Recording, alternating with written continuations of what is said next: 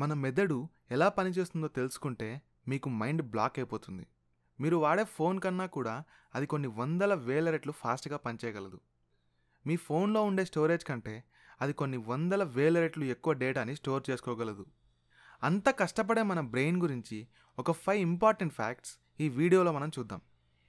Number 1, around 60% of human brain is made up of fat.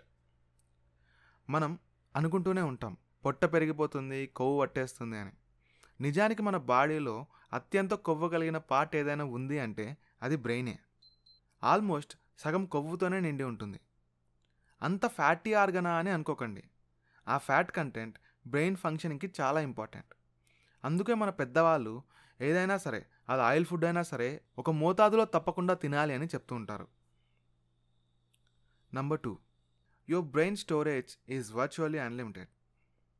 నిజమే, మనం ఎన్నాళ్ళు బతుకుంటే అన్ని రోజులు మన బ్రెయిన్ మన మెమోరీస్ని స్టోర్ చేస్తూనే ఉంటుంది, ఏదైనా ఒక డిసీజ్ వస్తే తప్ప. మన బ్రెయిన్లో 86 బిలియన్ న్యూరాన్స్ ఉంటాయి. ఒక్కొక్క న్యూరాన్కి దాని పక్కన ఉండే న్యూరాన్తో కనెక్షన్ కలిగి ఉంటుంది.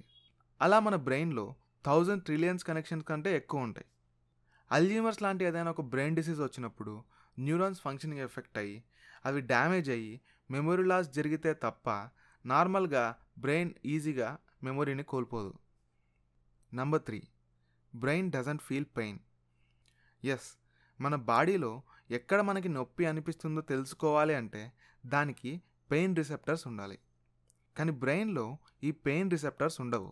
అంటే బ్రెయిన్ పార్ట్కి ఉండవు, కానీ దాని చుట్టూ ఉండే ప్రొటెక్టివ్ లేయర్స్కి ఉంటాయి, పైన ఉండే స్కల్ రీజియన్లో వాటికి కూడా ఉంటాయి. అందుకే మన తలకి ఏమీ తగలకుండా జాగ్రత్తగా చూసుకోవాలి. ఎందుకంటే బ్రెయిన్కి ఏమైనా జరిగినా కూడా మనకి నొప్పి ఏం తెలియదు కాబట్టి.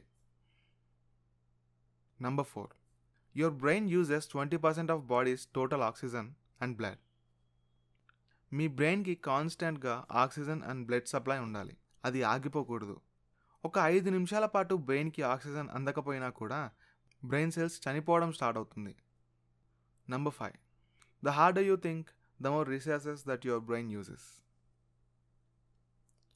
పిండి కొద్ది రొట్టె అనే సామెత ఎలా అయితే ఉందో, మనం ఎంత స్ట్రాంగ్గా థింక్ చేస్తామో మన బ్రెయిన్ కూడా అంతే ఎక్కువ మొత్తంలో రిసోర్సెస్ని యూజ్ చేస్తుంది.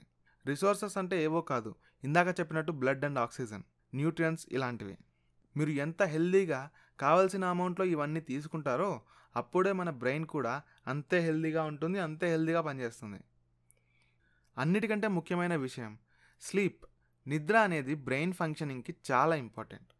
బ్రెయిన్కి కూడా కొంచెం రెస్ట్ కావాలి, లేకపోతే రెస్ట్ ఇన్ పీస్ అయ్యే ఛాన్సెస్ ఎక్కువ ఉంటాయి. అందుకే టైంకి తినండి, టైంకి వండుకోండి, సరిపోయేంత తినండి.